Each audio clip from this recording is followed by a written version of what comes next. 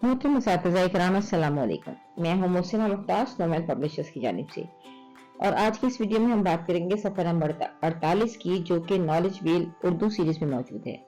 ये play group की किताब है और ये देखिए, ये है सफर नंबर 48। यहाँ दाल का तारुफ दिया गया है।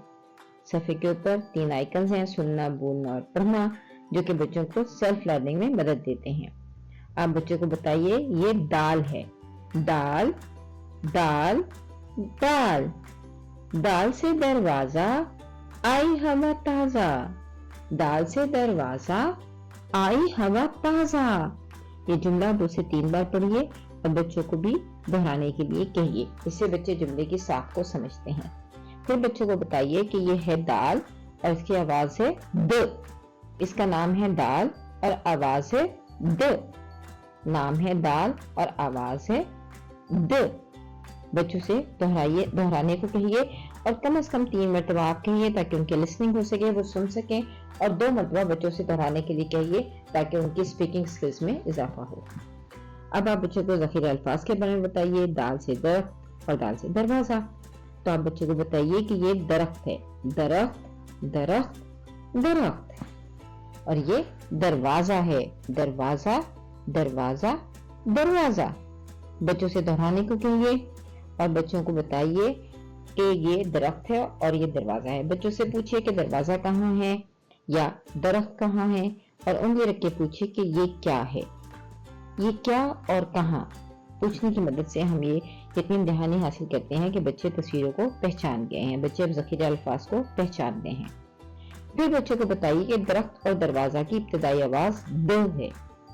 द दरख्त, द दरख्त, द दरख्त। द दरवाजा, द दरवाजा, द दरवाजा। बच्चों को हरूफ की सौतियात की बहुत ज्यादा मशक करवाइए। आप हरूफ की सौतियात की जितनी मशक करवाएंगे बच्चों के लिए, उसको सीखना और साथ साथ बोलना उतना ही आसान होगा। बच्चों को दाल की आवाज बुलंद आवाज में दोहराने को कहें, ताकि वो आवाज और हर्फ में एक रब्त पैदा कर सकें। साथ साथ आप जब अल्फाज को दोहराते हैं तो इब्तिदाई आवाज पर जोर दीजिए, ताकि बच्चे इब्तिदाई आवाज और अल्फाज का ताल्लुक भी जान सकें। उसके बाद है तख्लीकी महारतें। पहली सरगर्मी है तस्वीर को उसकी इब्तिदाई आवाज से मिलाएं। यहाँ चाबी है, फुटबॉल है, दरवाजा है और दरख्त है। तो बच्चों से कहिए जिनकी इब्तिदाई आवाज द है, उस तस्वीर को मिला दें। फिर इसी तरह दूसरी सरगर्मी है हरफ दाल वाले हिस्से में नीला रंग भरें। अब बच्चों से कहें कि वो खाने को पहचाने और जहां भी दाल है वहां नीला रंग भरें। बच्चों की हौसला अफजाई करें कि बच्चे दाल की शक्ल को पहचाने, उसकी आवाज को भी जान सकें और उससे शुरू होने वाले अल्फाज को भी सीख जाएं।